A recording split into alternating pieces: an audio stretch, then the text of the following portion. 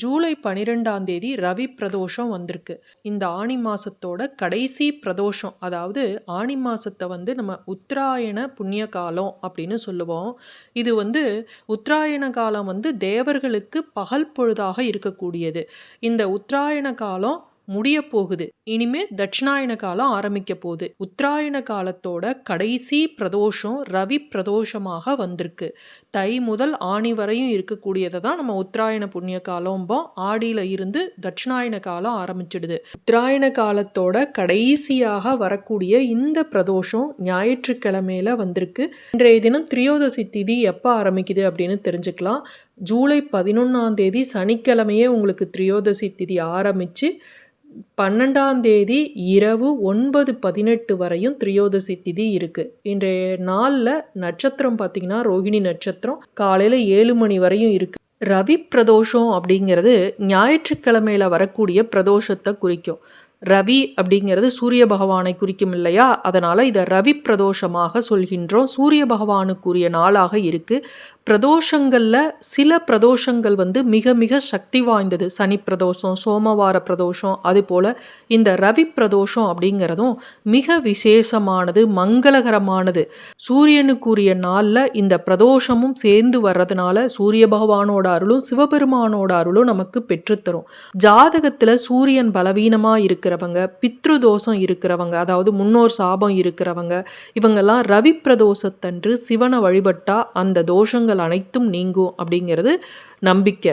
கண் மற்றும் ஆரோக்கிய குறைபாடுகள் கூட நீங்கும். ஏன்னா ஞாயிற்றுக்கிழமையில அப்படின்னாவே கண் சம்பந்தப்பட்டது, ஹெல்த் ரீதியான ப்ராப்ளம் இதெல்லாம் இருக்கிறவங்க இந்த ஞாயிறும் அமாவாசை சேர்ந்து வருவது, ஞாயிறு பிரதோஷம் சேர்ந்து வருவது, இந்த நாளில் நம்ம பயன்படுத்திக்கணும். தீராத உடல் உபாதைகள் இருக்குது அப்படின்னா குணமாகும். கடன் தொல்லைகளும் நீங்கும். பொருளாதார நெருக்கடி, தீராத கடன் சுமையால் அவதிப்படுறவங்க இந்த ரவி பிரதோஷத்தன்று நந்தீஸ்வரருக்கும் சிவபெருமானுக்கும் காப்பரிசி கொடுப்பது, அது மட்டும் இல்லை கோதுமை தானியத்தை சமர்ப்பித்து வழிபடுவது, அபிஷேக பொருட்களை வாங்கி கொடுக்கறது, இதன் மூலமாக கடன் தொல்லைகள் படிப்படியாக குறையும்.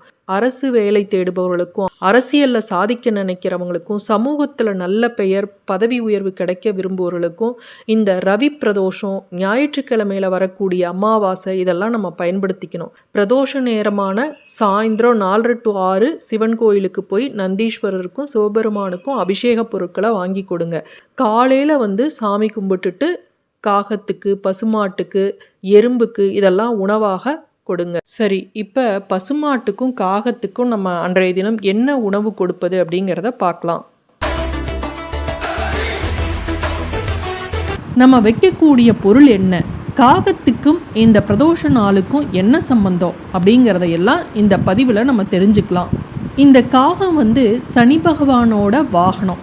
யமலோகத்தோட வாசலில் காத்திருக்கக்கூடிய யமனின் தூதுவன் காகம்னு சொல்லுவாங்க. சனி பகவானை சனீஸ்வரர் அப்படின்னு நம்ம சொல்லுவோம். இந்த சனி பகவானுக்கு மட்டும்தான் ஈஸ்வர பட்டம் கொடுக்கப்பட்டுள்ளது. அதனால் ஈஸ்வரனுக்கு நிகராக சொல்லக்கூடிய ஒரு கிரகம் எது அப்படின்னு பார்த்தீங்கன்னா இந்த சனி கிரகம்தான். நம்ம சாப்பிட்றதுக்கு முன்னாடி ஒரு கைப்பிடி உணவை காகத்துக்கு நம்ம தினமும் வச்சோம் அப்படின்னா நமக்கு இருக்கக்கூடிய 7 ஜென்ம பாவம் விலகும், பித்ரு சாபம் நீங்கும் அப்படின்னு சொல்லுவாங்க.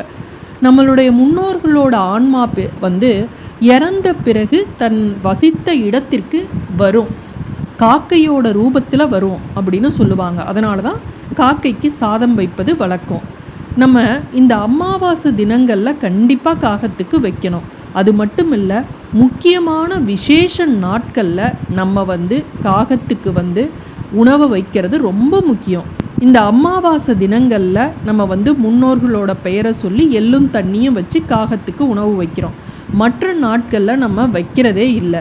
சிலர் மட்டும்தான் காகத்துக்கு தொடர்ந்து உணவு வைக்கக்கூடிய பழக்கம் இருக்குது. முன்னோர்கள் காகத்தோட ரூபத்தில் எப்போ வேணாலும் இந்த உணவை ஏற்றுக்கொள்வாங்க.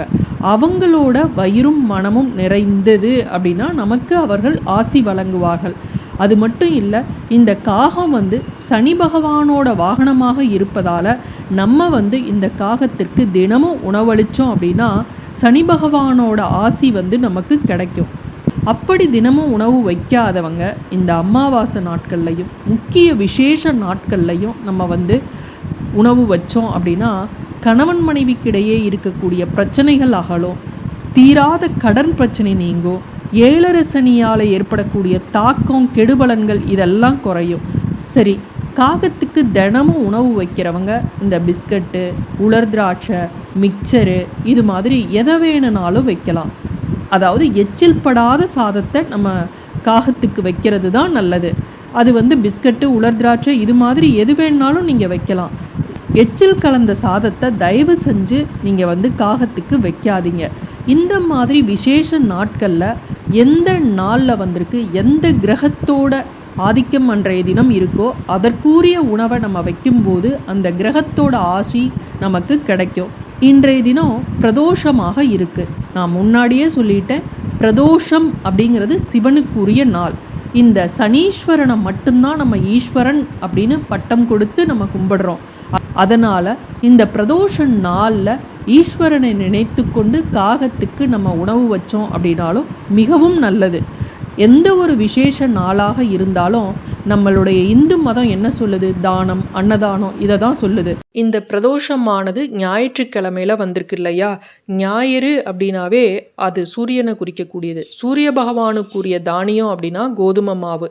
இந்த கோதுமை மாவு மட்டும் இருந்தாவே போதும். இந்த கோதுமை மாவோட கொஞ்சம் வெல்லம் அல்லது நாட்டு சர்க்கரை அல்லது சர்க்கரை இதை கலந்து அதனுடன் வாழைப்பழம் கலந்து பசுமாட்டுக்கு உணவாக கொடுங்க. இதெல்லாம் வாங்கக்கூட எனக்கு வசதி இல்லைங்க அப்படின்னு நினைக்கிறவங்க சும்மா ஒரு கைப்பிடி கோதுமை மாவு இருந்தால் கூட போதும். அந்த கோதுமை மாவை பசுமாடு வச்சிருக்கிறவங்ககிட்ட கொடுங்க. அதே போல் காகத்துக்கு உணவு வைக்கும் போதும் கோதுமை மாவால் செய்யப்பட்ட உணவை நீங்கள் காகத்துக்கு உணவாக இன்றைய தினம் வைங்க.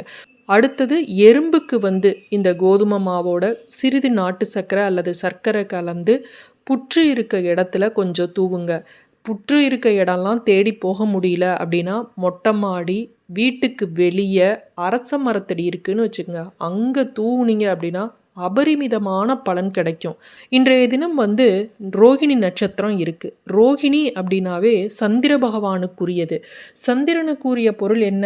நம்ம எல்லாருக்குமே தெரியும், பச்சரிசி. அதனால் இன்றைய தினம் பச்சரிசியால் செய்யப்பட்ட உணவு, பச்சரிசி மாவு, பால், தயிர், சர்க்கரை இது மாதிரி வெண்மை நிற பொருட்களை நம்ம தானம் செய்வதும் மிகவும் சிறந்தது.